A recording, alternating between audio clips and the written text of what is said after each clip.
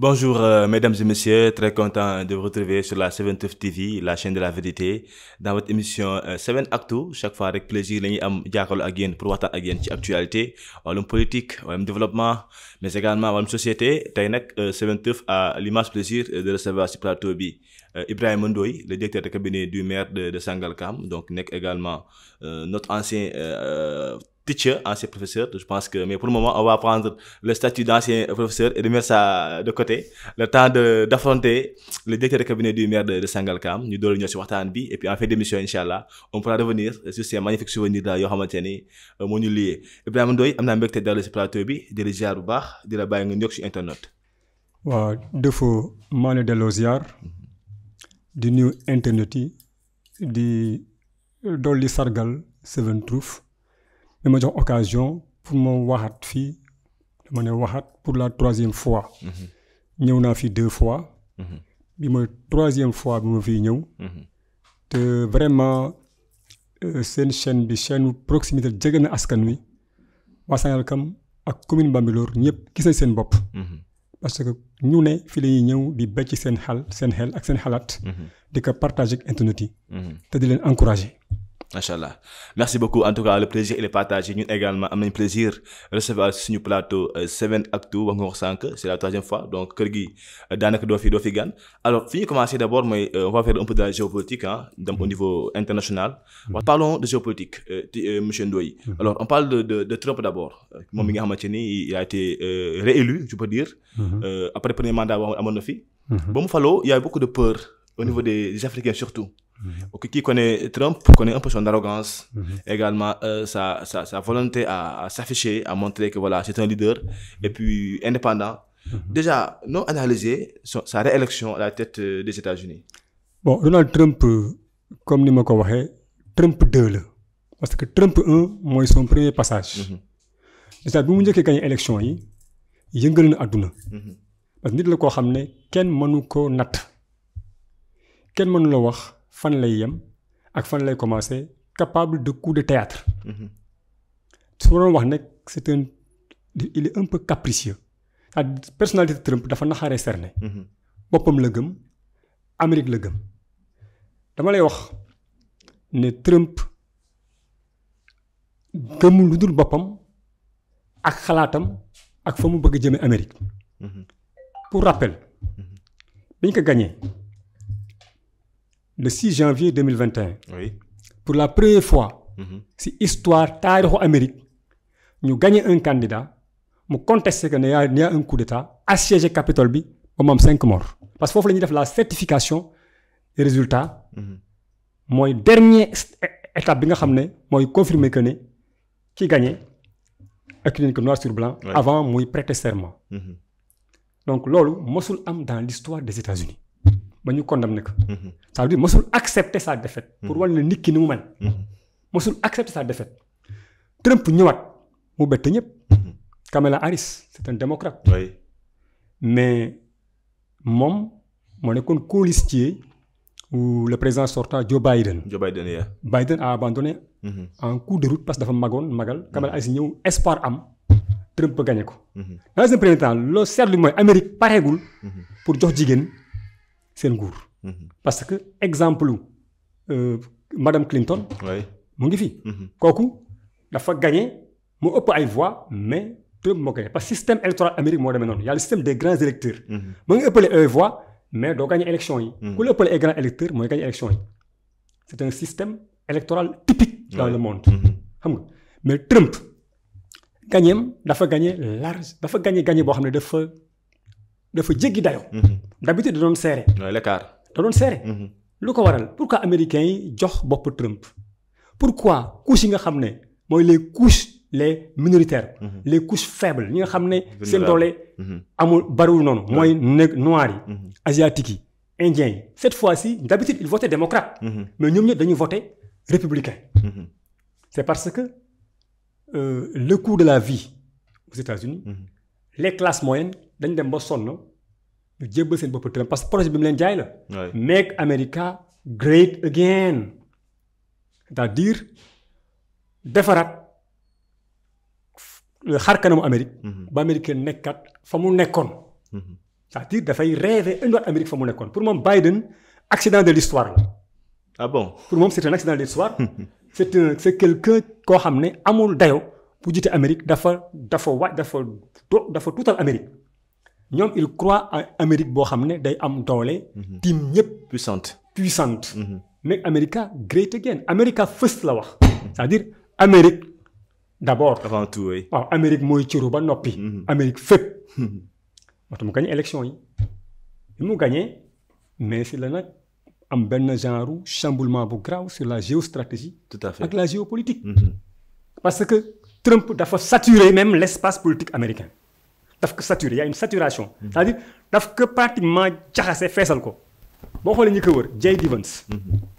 mooy son colistier. Marco Rubio mooy secrétaire d'État bi et Elon Musk.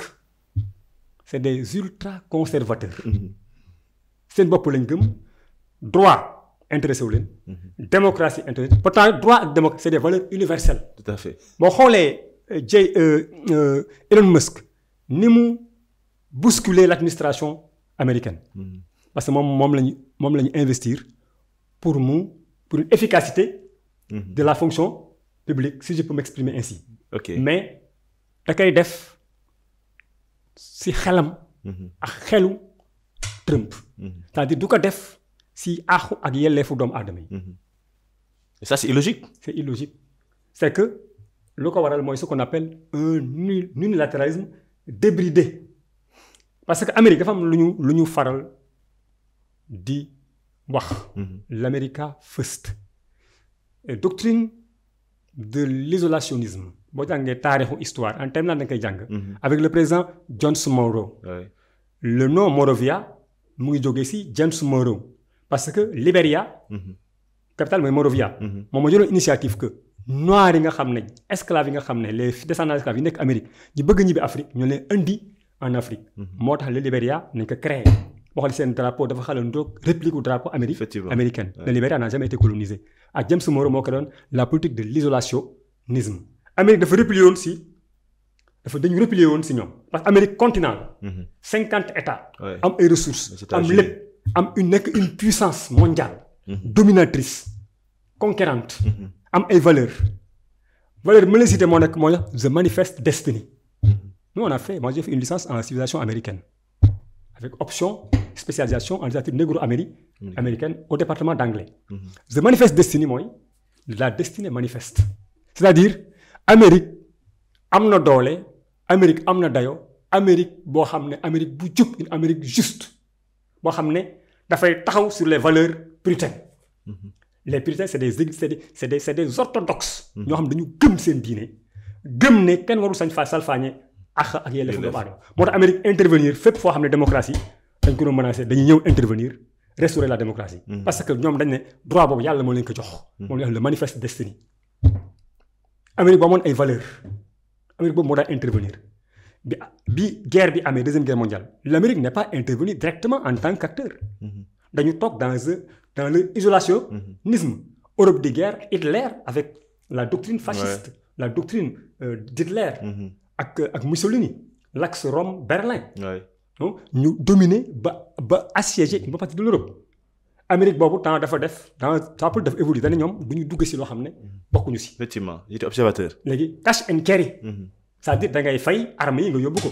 mën nañ jaay armes yi foofu la dafa évoluer. le cash and carry da ngay fay nga yóbbu. après ñu ne nag maintenant on va intervenir pour restaurer la démocratie. c'est l'américain intervenu. donc Amérique boobu dañ ko tabaxoon. c'est ay vertu. tabax ko si gëm. bay xoolee seen xaalis dañu mais in God we trust. en Dieu nous croyons. tout à fait. mais les républicains système de parti bi ñaar la. les républicains et les démocrates. mais les administrations républicaines c'est des administrations guerrières agressives ay Bush père Bush fils la guerre du Golfe. mais Amérique boobu moo inventé une guerre préventive. ce qui est faux. accuser Saddam Hussein dafa am ay armes de destruction massive daal di kay attaqué tëbal régime am. cette Amérique là ment. mais Trump est dans cette continuité là. Amérique dafa perdre toutes ces valeurs là. ces valeurs Amérique était assise sur un socle démocratique ñoom ils sont beaucoup plus souples dans leur gestion. Dans leur gestion, mais Trump, c'est maintenant ce qu'on appelle l'unilatéralisme aveugle et débridé. Il casse tous les codes. Les casse-cotes, même dans le parti républicain, Trump de écarté. Les républicains, c'est des conservateurs. Maintenant, c'est des administrations guerrières. Et parfois même belliqueuses. Guerre, pratiquement, Clinton a fait des frappes. Mais les républicains sont agressifs. Mais dans le clan des républicains, Trump a fait écarté. En Europe, il fait partie de l'extrême droite. Comme exemple Marine Le Pen, comme exemple Victor Orban, bien que Hongrie. Donc, bien qu'il fallait, première chose que moi, les impôts, les taxes sur les impôts, c'est les exportations des pays d'autrui. Un problème avec le Mexique, son voisin proche, avec le mur. Il faut battre campagne sur le populisme. Les Américains, immigrés, ils faut jouer. Tous les immigrés illégaux, ils faut jouer. Jox liggéey américain yi xam nga. Est-ce que ça c'est élégant? C'est pas élégant. Trump c'est pas de l'élégance politique. Trump c'est pas du loo xam ne dafa soft daal. moom. C'est la dureté. Il est dur. Il ne pense qu'à l'Amérique. yoonam nekkul si ay alliance Amérique néewoon. nañ si ñëwaat ak ay pays Union européenne. yoonam nekk ay alliance Amérique néewoon ak Canada. ce qui l'intéresse mooy lu Amérique di am. ak nu mu koy amee baax na bu Trump bu demee ba naa day jël le Groenland. Trump bu demee ba naa dañuy jël Gaza def ko benn genre Côte d'Azur. yóbbu les Palestiniens. dans des pays africains comme la Somalie ba proposer Somalie ndax duñ ko jël. mais loolu boo ko xoolee xelu boo analyser Trump da lay jox genre réplique Adolf Hitler je pèse mes mots. c'est suprémaciste. C'est un suprémaciste. parce que nan la nit man amee xalaat bu ñaaw boobu. les Palestiniens dem na ba le Puntland. bi nekk côté Somalie xam ne c'est un état non reconnu. de non droit ñoom ils sont d'accord pour les accueillir en échange d'une reconnaissance internationale. mais est-ce que kii wér na. dans un premier temps. xam na tamit nu muy tirer profit à sa politique. mën na la xuppa nga reculer wala mu xuppa la nga taxaw. mu taxaw. comme la Chine. day nappaate quoi. mais dafa chambouler toute la géopolitique et toute la géostratégie. mais aller jusqu'à retirer les États-Unis de l'OMS là également c'est un autre niveau. oui il retire les États-Unis de l'OMS. Trump il n'est pas d'accord avec la CPI. ñoom bokkuñu CPI. c'est-à-dire normalement il casse les codes. États-Unis c'était un bailleur. bailleur OMS la. mais Trump daf ko retirer. c'est-à-dire il y a un recentrage sur l'Amérique. Et c'est comme s'il était en concurrence avec les autres puissances au niveau mondial. Mais moom lu mu bëgg mooy l'Amérique d'abord une Amérique superpuissante qui écrase tout sur son passage. J'imagine. c'est-à-dire il n'est pas un démocrate. Démocrate sax am na ay valeurs yu ñuy préserver. comme les droits des minorités les droits des gays les droits des lesbiennes et autres. mais Trump nee na loolu amul moom góor ak jigéen la xam côté boobu nag ànd nañ ci. c'est-à-dire mais ñoom li xew. Avec l'élection de Trump, d'ailleurs, quand il fallait, les gars, ils commençaient à dire. Effectivement, la peur s'est installée. On ne sait pas lui. Avec Trump, quel moment nous savons lui. Il faut me gagner. Et l'Afrique dans tout ça. L'Afrique, également, on est victime également. Si il y a des décisions, mais également avec différents thèmes. Comment l'Afrique doit se comporter face à cette arrogance-là de Trump? Oui, c'est-à-dire la souveraineté. Tant que nous, nous avons une indépendance, certes, mais une indépendance. Sous tutelle comme ni ma ko mën a waxee. il faut ñu am benn souveraineté gëm suñu bopp miser sur nos propres ressources. Afrique moo war a repositionner waat. parce que Trump a annoncé la couleur. Trump 1 li ko njëkkee fal dafa ne les chefs d'État africains mais am na benn pamphlet bu mu def si ñoom. mu ne ñi ay golo lañ baaxuñu dañuy aakimoo seen alalu askan ba pare. seen dëkk yi développé wul. mais Trump est-ce que dans son discours il y a place pour l'Afrique. Kagame la fi dafay tàgg. te Kagame sax mën na si ñëwaat. c'est un ange doublé d'un démon. mën na si ñëwaat. ah bon. non mën na si ñëwaat avec la guerre du Congo. on fait de la géopolitique. Effectivement. mais Afrique moo war a jël son destin en main. am des politiques souverainistes gëm seen bopp li ñu am ñu jëm ko transformer def benn union sacrée. une union sacrée mais Amérique programme Trump man j'entends rarement Trump wax ci Afrique. Chine lay wax Russie ak Union européenne ak Canada ak immigration et d'ailleurs liste bi mu jël et c'est pas parce que en retour l'Afrique donne rien également aux États-Unis. En fait boo ko xoolee américains yi au contraire ils sont là. Oui. Ils sont là ils exploitent nos ressources. dañuy jënd des ressources minières un peu partout en Afrique. Oui. ak Afrique Sud ak un peu partout mais c'est parce que Amérique agenda Amérique Afrique lim ciy nekk du bari. parce que Jimmy Carter. bi génnee àdduna temps yi passé moom amoon na une pensée pour l'Afrique amoon na ay passerelles entre l'Afrique et les États-Unis mais dans le programme des États-Unis seen programme par rapport à Afrique les démocrates chaque fois suñu ñëwee boo observé américains yi. seen rotation des pouvoirs là. démocrates yi ñoom toujours dañu am benn des bonnes intentions. Ils ont de bonnes intentions envers l'Afrique. Mais en général du antu les républicains yi nga xam ne ñoo gën a agressifs les meilleurs programmes pour l'Afrique ce sont les républicains. rollback malaria. républicains yi la. AGOA républicains yi la. pourtant républicains yi ñoo gën a am ay programmes pour l'Afrique. démocratique c'est de bonnes intentions mais jamais exécuté mais Afrique place am dans la politique américaine c'est-à-dire Amérique lu mën apporter Afrique li ko Afrique apporter Amérique du ko apporter Amérique lu mu am peut-être exploiter nos ressources acheter jënd am fi seen base am fi ay kii de contrôle. Afrique moo war a Afrique ñoo war a gëm seen bopp jéem a xool nu ñuy taxawaate. Justement si cette Afrique là. moom mi nga xamante ne également elle est endettée ñu bëri pays africains yi. est-ce que aussi avec cet endettement là bi passé. dina mën tax également li nga xamante ni mooy dama si bopp yomb. parce que y a beaucoup de dettes derrière. état yi bu ñëwee également dañu war a fay. mënoo fay ba pare aussi war a xool aussi noo woon def ba indépendant. là également c'est pas un problème. Bon en fait là je suis un peu en train d'anticiper sur le Sénégal un an après. Ouais. Bon il faut que mu am une vision audacieuse basée sur des réformes structurelles exploiter sur place li ñu am. Parce qu'on a beaucoup de matières. L'Afrique est assise sur une mine d'or. Mais est-ce que ces matières brutes là est-ce que ñun dañ koy exploiter fii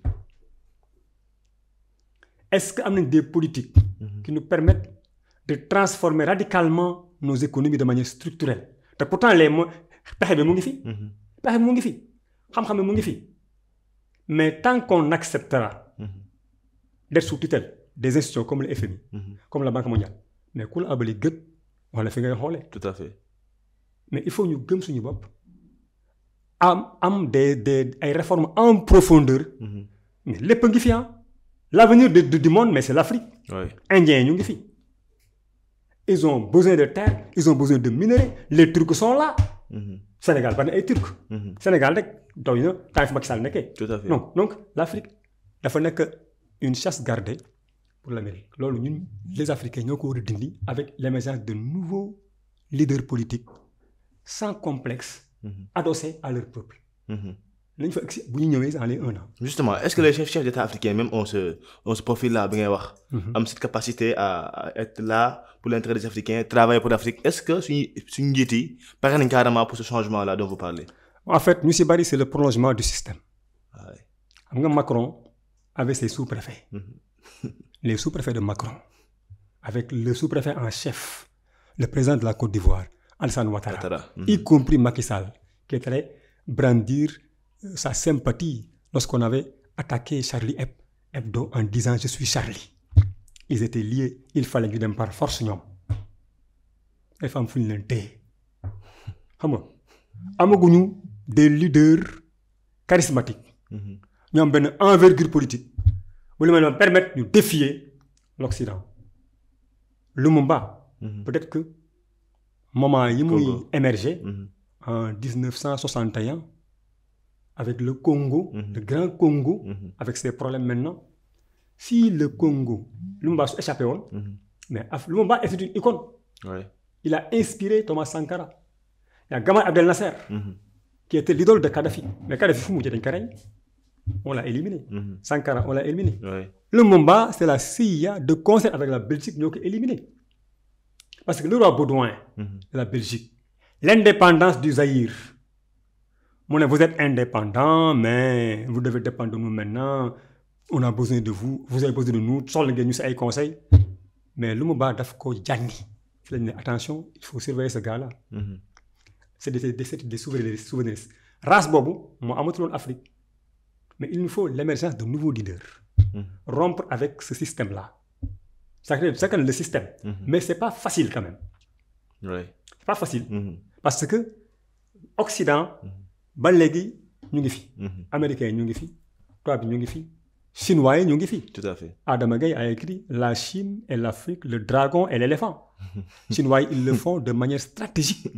Bien planifié. Oui, bien planifié. Oui. Tout à fait, je pense que c'est important. Alors, on va parler un peu de li nga xamante mooy guerre Russie-Ukraine balaa ñu ñëw ci niveau national. Là également, ça fait peur. Ibrahima Ndoye, l'Afrique, le monde entier est en train de regarder ça avec beaucoup de peine, mais surtout avec beaucoup de peur.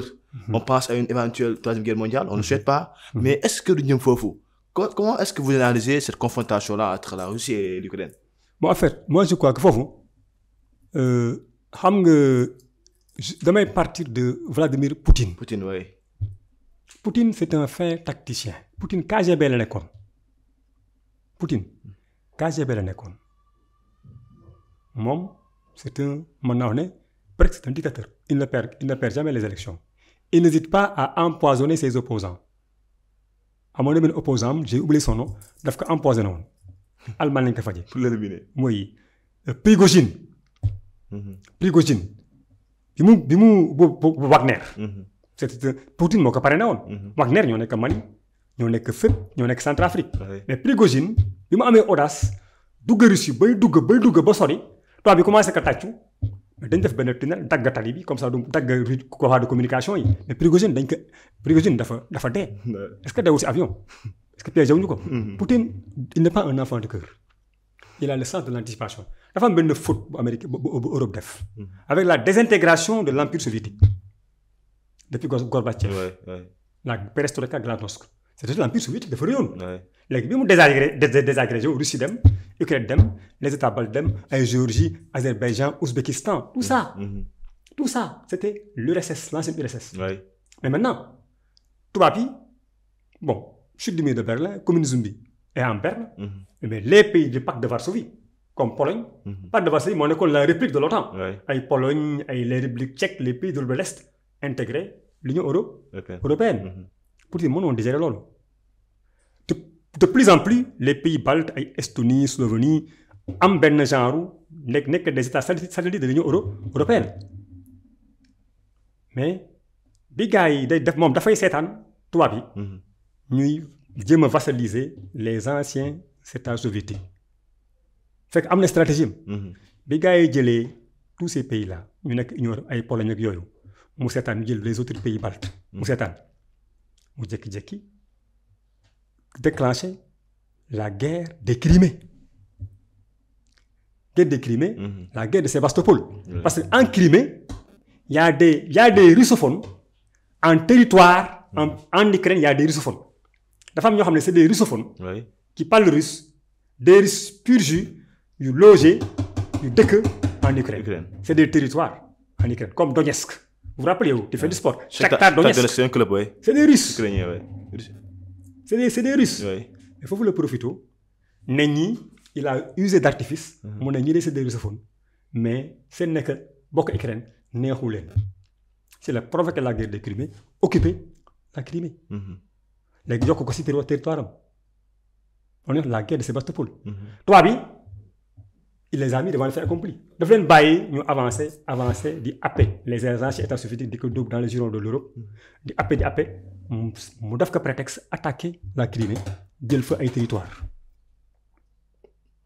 Mooy la guerre des Crimée avec Sébastopol. D'ailleurs def na fa ay bases yoo xam ne gars yi bombardé Ukraine daf ko bombardé woon temps yi passé. Deuxièmement, l'Ukraine est très riche en matière de blé et de minerais. Mais Ukraine voisine direct Russie la. Mais tubaab yi l'Ukraine veut intégrer l'Union européenne. Ce qui est une menace pour la Russie de Poutine. Il se dit que l'Ukraine, une Ukraine dans l'Union européenne, c'est l'Europe devant ma porte. Tout près. D'aller sentir le souffle de l'Europe. Poutine xaarul sax. Il a attaqué. ñu attaqué le Donbass ñoom ñu dugg dans le course ba jël fa ay territoire yu bari bi français yi commencé wax le Poutine c'est un stratège. man na sax ñu wax du ko gëm si la exhibé benn missile bu ñu wax Satan 2000 mu ne ce missile là peut détruire la France en 5 secondes exhibé ko quoi. xam nga mais lui c'est un stratège mais sans scrupule parce que guerre boobu 3 ans la.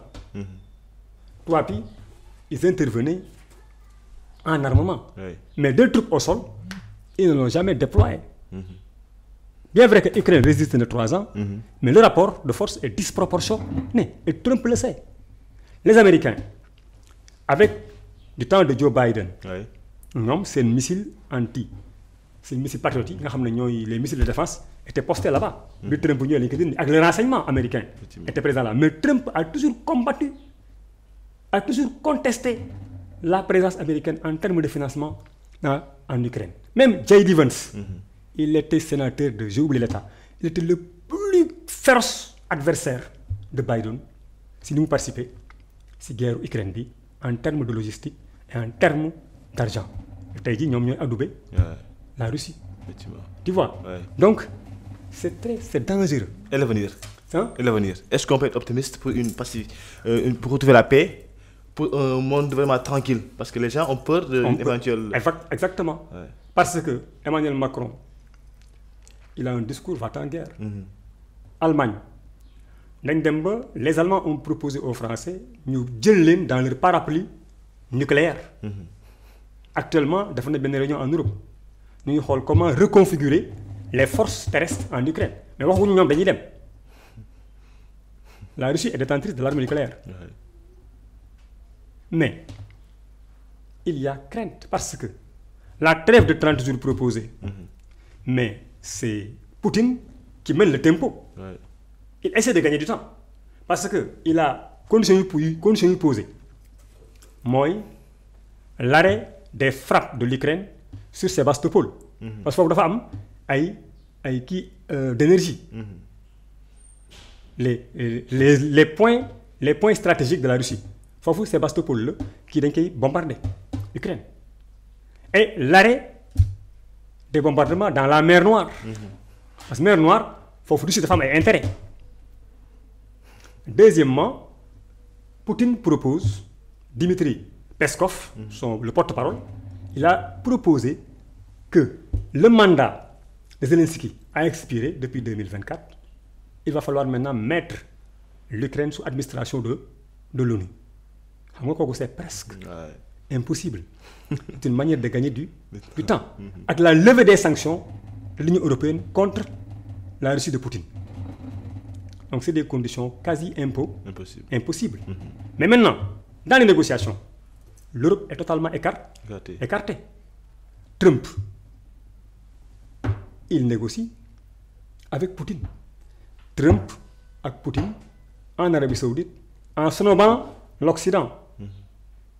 Europe, beaucoup. C'est-à-dire, Poutine doit ramollir l'Union européenne. Il y a l'OTAN. Et pourtant, l'Amérique, nous n'avons pas rien d'OTAN. C'est qu'avec De Gaulle, du temps de la vie de De Gaulle n'a pas voulu rejoindre le commandement intégré de l'OTAN. De Gaulle a donné raison aux Européens. Non, De Gaulle a les Américains ont le droit de nous parrainer tout le temps. Mais avec l'humiliation de Zelensky au bureau ovale, vous avez suivi ça. Ils l'ont amené. Amérique, une paix, demain tu acceptes la paix, mais accord sur les minerais, mais alors que l'Amérique ne donne aucune garantie d'envoyer des troupes et des armes pour protéger. Mais il est seul. Zelensky est seul. Et la Russie essaie de gagner du temps. C'est pourquoi les Européens ont peur et ils sont dans une optique de remobilisation. Ils se disent que pour Poutine, l'Ukraine, tôt ou tard dans 2030, juste d'ici 2030, il est capable de déclarer la guerre à l'Union européenne. Et c'est des pays détenteurs de l'arme nucléaire. Mais c'est des armes dissuasives. Mais nous avons une arme nucléaire. S'il y a une guerre, En fait. Le monde va en pâtir. Oui, va en pâtir. C'est clair. Je pense que c'est extrêmement important. La CEDEAO également, au niveau africain. Chez nous, ici en Afrique, on quitte un peu l'Europe, on revient chez nous. On voit que nos pays ne sont pas trop unis. C'est la réalité. On a vu l'Union africaine. Il y a des pays africains, même qui ont été mais des sentir impliqués aussi. CEDEAO également, il y a des départs. Il y a des pays africains qui ont préféré quitter la CEDEAO. Est-ce que ça, c'est encourageant pour un Afrique qui veut se développer? C'est pas encourageant. Parce qu'il y a des a priori, CEDEAO, c'est un machin quoi. J'ai fait un texte sur Facebook. CEDEAO, c'est un machin. C'est un syndicat de chefs d'État. La sortie récente du président du Bénin, Talon, il dit que CEDEAO a le droit d'imposer au président des règles et des préceptes de démocratie, alors que lui, il n'est pas un démocrate. Mais ça veut dire qu'il dañuy brandir, la CEDEAO brandir ay idéaux démocratie, justice, équité. Mais les présidents ñoo ko njëkk a violé. Mais le chapitre 7 du Conseil de sécurité mooy permettre d'intervenir militairement. Mais Yaya Jammeh, pourquoi ñu daaneel ko? Yaya Jammeh a été obligé de quitter. Parce que sous le commandement du Sénégal, gars yi dugg fa. Parce que il a voulu bafouer. dañ ko gagné mu ne gagné ko. Mais Macky Sall moo ko piloté. Mais Macky Sall voulait faire ici un troisième mandat. Ah oui? Macky Sall avait l'intention de faire un troisième mandat. Macky Sall a emprisonné ñaata nit. Selon vous, pourquoi il a reculé? Pourquoi il a reculé alors? Pourquoi il a reculé? Parce que il a reculé parce qu'il sait le Sénégal ñoom benn taxawaay Sénégal du Côte d'Ivoire de. Sénégal, le peuple. Sénégal, du Côte d'Ivoire, Sénégal, mais quand le peuple se dresse, mais demain le pourquoi il a reculé? Mais par rapport à moi, ni nous sommes comportés au Sénégal, avec nous nous faisons les Jammeh, mais kiff, Alassane Ouattara, Côte d'Ivoire. Il fait 3 mandats. Protocole CEDEAO, il est biaisé. Cour de justice de la CEDEAO, ça a eu tranché en leur défaveur. Le Sénégal est un pays souverain, alors que nous avons, mais en matière de coopération internationale et d'association internationale, tu acceptes de sous-traiter une partie de ta souveraineté. C'est un syndicat de chefs d'État. Mais les sanctions, le Mali donne subir. Le Mali. C'était sous la dictée d'Emmanuel Macron. Oui. Le blocus du Mali. Vous vous rappelez? Oui. Le président français. Assimi Goïta. Mais Macron avait la main. Quand un Macron qui est là-bas, qui ose parler, qui ose donner des injonctions aux États africains, mais c'est le Mali Guinée. Burkina Guinée. Le président Bazoum, c'était un pantin de la France. Il a déposé quoi? On a créé l'AS. Avant l'AS, il y avait le G5 Sahel. Parce que c'est des zones confrontées au terrorisme. Bon, les zones, pourquoi nous sommes en bande à part? Parce que le terrorisme, mais c'est la France qui sponsorise le terrorisme. Terrorisme, il faut Mali, Burkina, Niger, Boko Haram un peu partout. Maintenant, dérive autoritaire, les Algériens défendent contre l'islamisme, ça les a permis de se replier un peu vers le Mali. Mais France sponsorise le terrorisme au nord Mali. Parce que les Maliens n'avaient pas accès à Kidal. Donc ils l'ont compris très tôt. C'est pourquoi ils ont chassé la France. Nous sommes venus dans la France. Ils ont gagné la francophonie. La France am ci CEDEAO ak la France am ci dëkk yooyu di continuer leen noot dès que les sponsors des terroristes, mais France nan la mën a avec l'opération Barkhane ne day intervenir foofu ba pare affaire bi gën a jax ñooñu ils sont talibans à part. Mais c'est dans l'intérêt des pays africains ñu toog waxtaan jéem a retrouver une CEDEAO forte. C'est-à-dire il faut qu'il y ait un changement de paradigme. Forte et indépendante surtout. Oui. Une CEDEAO forte, indépendante, avec une préservation, c'est-à-dire assis sur l'éthique éthique qui lui permet de défendre les intérêts exclusivement de l'Afrique. Avenir bi fii la buñ ko gëmee. D'accord. Je les ziar bu baax de remercier également si disponibilité bi yàggoon naa bëgg nga ñëw fii mais problème de temps moo taxoon. Vraiment, teacher of dream, comme j'ai aimé vous appeler. Le mot de la You called me teacher of dream. Yeah. It was a real pleasure for me.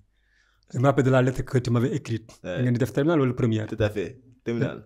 Je te dis une chose, j'avais les larmes aux yeux. Lettre boobu dama ko archivé. Super. Et nous disons Teacher of Dream. Et j'aime Sangalkam. Ouais. Franchement parler. On wax lépp quoi mais j'aime Sangalkam. Merci beaucoup. Merci vraiment et bonne fête de qualité. Ok, merci à vous de même. Je souhaite ñëpp qualité bon. Merci beaucoup. Ibrahima Ndoye, directeur cabinet du maire de Sangalkam, moo nekkoon tey suñu gan ci émission 7 Actu. Vous avez vu, on a pris du temps pour discuter ci géopolitique. On n'a pas tout dit parce que voilà, le temps qui nous a été donné vraiment vient à son terme. Mais merci vraiment pour la disponibilité. Merci également Edou bi ma jàppale ci tournage bi. On vous souhaite une excellente fête de qualité. Et rendez-vous inchallah très bientôt dans un autre numéro avec un autre invité.